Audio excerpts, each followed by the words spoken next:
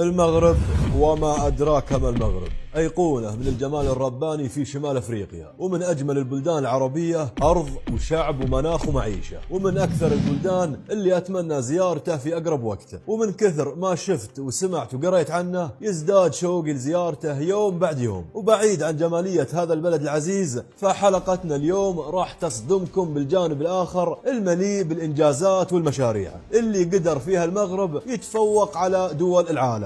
وراح أذكر لكم كم معلومة سبق فيها المغرب الدول العربية وكان أقدم منها، سواء على المستوى الحكومي أو على مستوى الأفراد. ترتيب المعلومات من الأقدم إلى الأحدث والمصادر في صندوق الوصف. مدينة طنجة المغربية أقدم مدينة في المغرب، ويعود تاريخها إلى أكثر من 1600 سنة قبل الميلاد. احتلت قمم 3 جبال في المغرب المراكز الثلاثة الأولى عربيا من حيث العلو، فتأتي قمة جبل توبقال في المركز الأول، وقمة جبل وانو كريم في المركز الثاني، وقمة جبل العياشي في المركز الثالث. بينما تعتبر جبال الأطلس الكبير في المغرب أعلى سلسلة جبال في شمال أفريقيا. تعتبر المملكة المغربية من أقدم المملكات عبر التاريخ، وتعد ثاني أقدم مملكة بعد بريطانيا. وبدأ نظام الحكم الملكي فيها منذ عام 788 ميلادية بدون توقف حتى يومنا هذا، وبذلك تعتبر الأسرة الحاكمة في المغرب من أقدم السلالات الملكية في العالم. ويعتبر النظام الملكي المغربي الوحيد في شمال أفريقيا، وواحد من ضمن 3 أنظمة ملكية في أفريقيا إلى جانب ليسوتو وسوازيلاند. تعتبر جامعة القرويين في المغرب، واللي تأسست عام 877 ميلادية، أقدم جامعة في العالم وفقا لتصنيف موسوعة جينيس للأرقام القياسية واليونسكو، واللي بدأت كجامع صغير ثم جددتها السيدة فاطمة الفهرية. وما زالت هذه الجامعة تعمل كمؤسسة أكاديمية في المغرب حتى الآن. يعد المؤرخ المغربي محمد بن عبد الله بن إدريس المشهور بالشريف الإدريسي صاحب أدق خريطة للعالم رسمت في زمنه، وذلك في عام 1153 ميلادية. المغرب البلد الوحيد في شمال أفريقيا اللي حافظ على سيادته من الامتداد والتواجد العثماني منذ تأسيس الدولة العثمانية عام 1299 وحتى سقوطها عام 1922. أول بلد في العالم يعترف باستقلال الولايات المتحدة الأمريكية عن بريطانيا كان المغرب، وذلك في عام 1777. مدرسة سيدي زيان، واللي بنيت عام 1907، أول مؤسسة للتعلم الرسمي العمومي في المغرب، وتغير اسمها فيما بعد إلى المدرسة الإسلامية الحضرية. يعتبر نادي أولمبيك آسفي أول نادي رياضي لكرة القدم يتأسس في المغرب، وذلك في عام 1921. نال المطبخ المغربي المرتبة الأولى عربيا وأفريقيا والثاني عالميا بعد فرنسا في عام 2012 من حيث التنوع وكثرة الأصناف والاختيارات. تعتبر محطة نور ورزازات في المغرب 7 محطة للطاقة الشمسية في العالم يتم إنشائها، وأكبر مزرعة عالميا في الطاقة الشمسية المركزة، واللي بدأت بالعمل في عام 2013. تعد مزرعة رياح طرفاية في المغرب ثاني أقوى منشأة لتوليد طاقة الرياح في أفريقيا بقدرة توليد 301 ميجاواط، وتمتد على مسافة 100 كيلومتر مربع، ما يجعلها أكبر منشأة برية في القارة الأفريقية، وتم تشييدها في عام 2015. يتصدر المغرب البلدان الإسلامية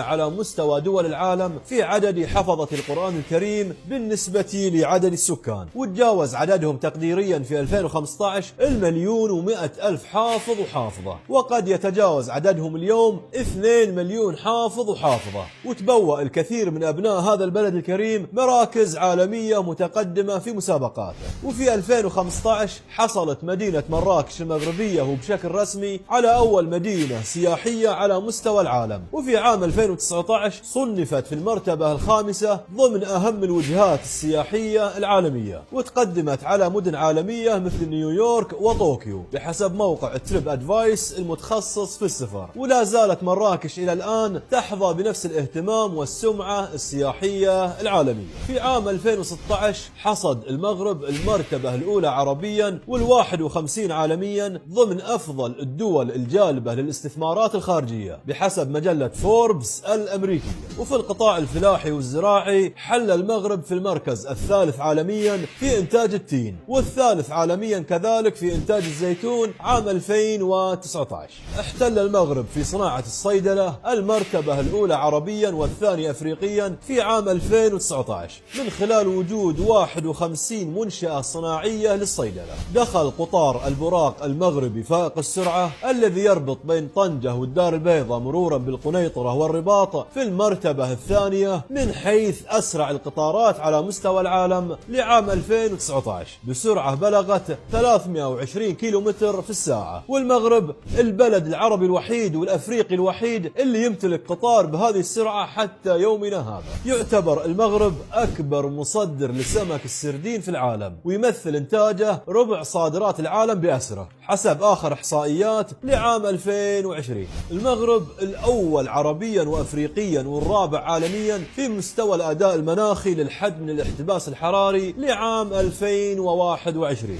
تصدر المغرب الدول العربية وحصد المركز السادس عشر عالميا لعام 2021 في مؤشر الدول الأكثر جاذبية في قطاع الطاقة المتجددة. احتل المغرب المرتبة الأولى عربيا وأفريقيا بالتساوي مع جنوب أفريقيا في عدد الجامعات بقائمة أفضل 500 جامعة عالمية ضمن تصنيف شنغهاي العالمي للحقول المعرفية لعام 2021. في تصنيف شهر سبتمبر لعام 2021 المقدم من الاتحاد الدولي لكرة القدم، احتل المنتخب المغربي المركز الثالث عربيا وال33 عالميا. احتل المغرب المرتبة السادسة في تصنيف أكثر أسواق التجارة الإلكترونية ديناميكية على الصعيد الأفريقي، وال85 على المستوى العالمي لعام 2021.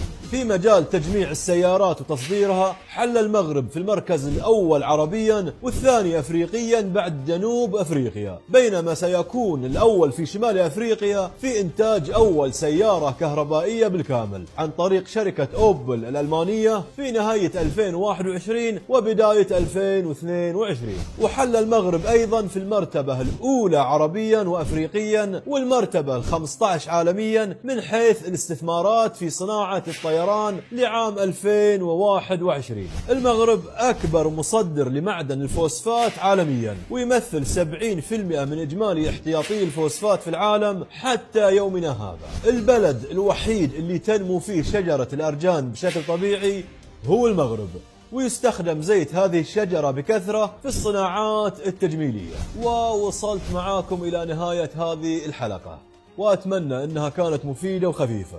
واكتبوا لي في صندوق التعليقات عن البلد العربي اللي حابين أتكلم عنه في الحلقة القادمة. وشكرا لكم على طيب المتابعة، وأشوفكم على خير إن شاء الله، والسلام عليكم ورحمة الله وبركاته.